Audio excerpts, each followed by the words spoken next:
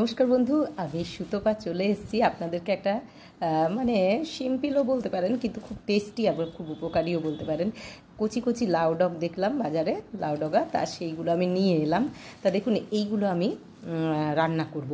তাই এটা রান্না করব কালো সর্ষে, সাদা সর্ষে আর সামান্য একটু নারকেল দিয়ে। নারকেল আপনারা দিতেও পারেন, নাও পারেন, আর কাঁচা লঙ্কা অবশ্যই দেবো। আর রান্নাটা এত সুন্দর করব, আমার সঙ্গে থাকুন। খুবই টেস্টি একটা মানে রান্না, তাই আপনাদের সাথে শেয়ার করছি। তাই এগুলো তো কাটতে বাছতে হবে, তাই এক হাতে তো পারবো না, তাই আপনারা সঙ্গে থাকুন। না দেখুন আমি কীভাবে কেটে নিয়ে রান্নাটা করি। তা দেখুন, ফাইনালি আমি কেটে নিয়েছি শাকগুলো, কচি কচি শাক দিয়ে দিয়েছি, একটু বেগুন দিয়েছি আর একটু আলু দিয়েছি। তা চলুন এটা বসিয়ে নিই। তা দেখুন, সর্ষের তেল নিয়েছি, তেলটা একটু বেশিই নিতে হবে, আমরা একটু তেল বেশি খাই। আর সঙ্গে পাঁচফোড়ন দিয়ে দিলাম। এই যে কেটে রাখা লাউটা, এটাকে ভালো করে নাড়িয়ে আমি নুন হলুদ দেবো।